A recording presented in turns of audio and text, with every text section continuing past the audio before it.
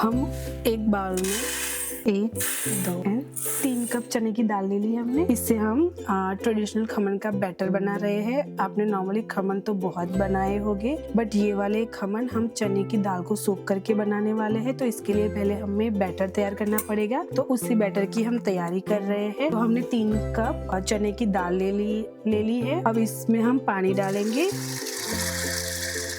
और इसको अच्छे से वॉश कर लेंगे। 2-3 बार हमें वॉश कर लेना है, क्योंकि कभी कभी क्या होता है चने की दाल में ये लोग कलर डालते हैं, तो वो सारा हमें निकाल देना है। हमने जो दाल में जो पानी था वो गंदा वाला हमने निकाल दिया है। हम उसको दोबारा पानी डाल के धो देते हैं।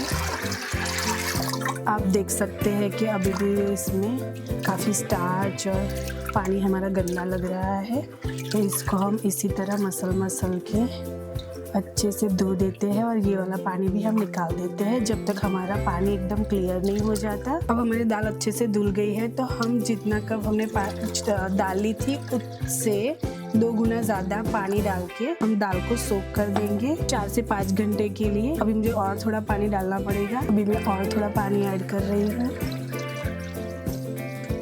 तो हमें इतना पानी डालना है और इसको ढक के 4 से 5 घंटे के लिए सोक करना है। अगर आपके पास ज़्यादा टाइम है तो आप ओवरनाइट भी सोक कर सकते हो। वाटिर दाल खमन के लिए जो हमने हमारी दाल सोक की थी वो अभी अच्छे से सोक हो गई। देख सकते हैं कि अच्छे से आप प्रेस करते हो तो टूट जा रही है। तो मैं ये सारा पानी निकाल दूंगी। अब हमने दाल में से सारा पानी निकाल दिया है और उसको एक बार और वॉश कर लिया। आप देख सकते हैं कि अच्छे से सोक हो गई है। अभी हम इसको मिक्सिंग जार में डाल के इसको ब्लेंड करेंगे। मैं आपको दिखा देती हूँ कि वो कैसे।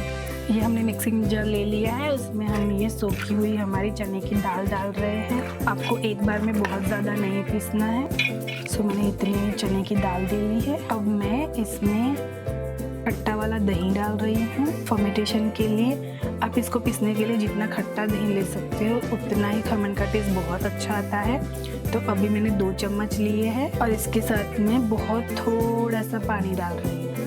अगर बीच बीच में आपको ज़रूरत पड़ती है तब आप डाल सकते हो, बट बहुत ज़्यादा रनी बैटर नहीं बनाना है, हमें थोड़ा सा थिक बैटर बनाना है। अब हम इसको पीस लेते हैं। अब मैंने अच्छे से ये मिक्सचर को पीस लिया है। आप देख सकते हैं ना तो ये बहुत पतला है और ना ही बहुत गाढ़ा है, हमें वैसे ही चाहिए। और आपको इसको बहुत अच्छे से स्मूथ पीसना है। आप देख सकते हैं ये कितना स्मूथ है, तो हमें ऐसा ही बैटर चाहिए। मैं इसी तरीके से सारा बैटर को पीस लेती। ये मैंने सारा जो खमन का मिक्सचर था उसको ब्लेंडर में पीस के ये बाउल में निकाल दिया है। मैं आपको दिखाती हूँ ये कितना थिक है। आप देख सकते हैं हमें ऐसा बैटर चाहिए।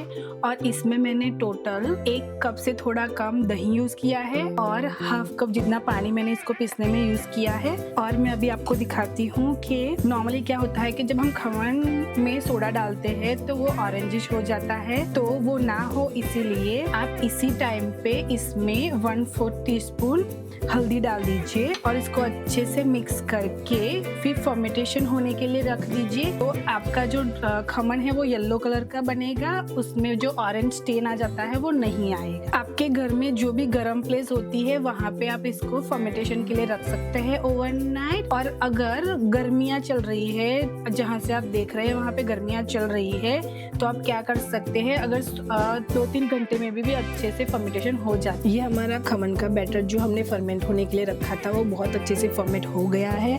मैं आपको दिखा देती हूँ। आप देख सकते हैं इसमें कितनी अच्छी जाली बनी है और इसका कलर भी कितना अच्छा आ गया है। अब हम इसमें मसाले कर देते हैं। हम इसमें डाल रहे हैं अदरक है, ग्रीन चिली का पेस्ट। आपको जितना तीखा करना है उस हिसाब से आप डाल सकते हैं। अब हम डाल रहे हैं स्वाद अनुसार नमक। अब हम इसमें ऐड कर रहे हैं मूंगफली का तेल। आप इसमें मूंगफली का तेल यूज करिए, इसका टेस्ट बहुत ही अच्छा आता है।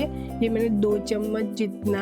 अब हम इस सारी चीजों को अच्छे से मिक्स कर लेंगे। ये वाले खमन में बस इतना ही मसाला हमें ऐड करना है। इसका जो टेस्ट है वो अदरक और हरी मिर्च की पेस्ट से ही आता है। हम इसको अच्छे से मिक्स कर लेंगे। हमने सब कुछ अच्छे से मिक्स कर लिया है। यही स्टेप पे आप इसको टेस्ट कर लीजिए और जो नमक अगर कम लग रहा है तो आप उसको ऐड कर दीजिए और अच्छे से मिक्स कर दीजिए। इस बाउल में से हम दूसरे बाउल में थोड़ा सा बैटर निकाल देते हैं, जितना हमें 1 थाली खमन बनाने के लिए चाहिए। अब हमने खमन बनाने के लिए ट्रे ले ली है, उसमें हम थोड़ा सा ऑयल डालेंगे और इस ट्रे को अच्छे से हम ग्रीस कर लेते हैं ब्रश की मदद से, ताकि हमारे खमन नीचे चिपके नहीं। और यही सेम टाइम पे मैंने स्टीमर भी गैस पे रख लिया है ताकि वो अच्छे से गर्म हो जाए। हमने इसमें थोड़ा सा बैटर निकाल दिया है। अब मैं इसमें 1/4 टीस्पून बेकिंग सोडा डाल रही हूँ और मैं इसमें ऊपर से थोड़ा सा पानी डालूंगी। बहुत ज्यादा नहीं डालना है, बहुत थोड़ा सा डालना है। मैंने ये डाल दिया। अब हम इसको अच्छे से मिक्स कर लेंगे।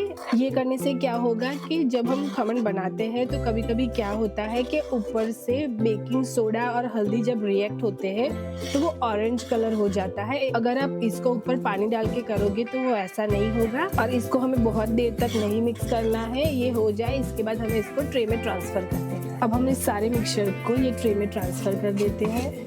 अब हम इसको अच्छे से फैला लेंगे। हमें बहुत प्रेस नहीं करना है, इसको बस हल्का हल्का फैलाना है। बस ये हमारा हो गया है। हम इसको स्टीमर में रख अब हम इस ट्रे को स्टीमर में रख देते हैं और 15 मिनट तक हम स्टीम कर लेते हैं। अब हम स्टीमर को खोल के चेक कर लेते हैं कि हमारे खमन डन हुए कि नहीं। ये एकदम अच्छे से डन हो गए हैं। बट फिर भी अगर आपको कभी डाउट हो तो आप क्या करें, कोई भी शार्प ऑब्जेक्ट ले लीजिए जैसे कि नाइफ, और इसको ऐसे चेक करके देख सकते हैं। जब भी आपका नाइफ क्लीन निकलता है मतलब आपके खमन डन है। अब हम इस ट्रे को निकाल लेंगे स्टीमर से। अब हम हमारी खमन की ट्रे को हम ठंडा होने के लिए रख देते हैं। तब तक हम इसमें जाने वाले तड़के को बना लेते हैं। अब हम खमन ढोकला का तड़का बना रहे हैं तो इसके लिए मैंने पैन गैस पे रख दी है। अब मैं इसमें 3 बड़े चम्मच 3 टेबलस्पून जितना पीनट ऑयल यूज कर रही हूँ, मूंगफली का तेल। अब हम इसको गर्म होने देते हैं। अब हमारा तेल अच्छे से गर्म हो गया है। मैं इसमें मस्टर्ड सीड यूज कर रही हूँ, छोटी वाली राई है।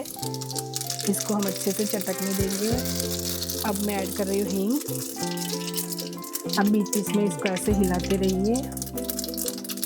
अब मैं इसमें कड़ी पत्ता डाल रही हूँ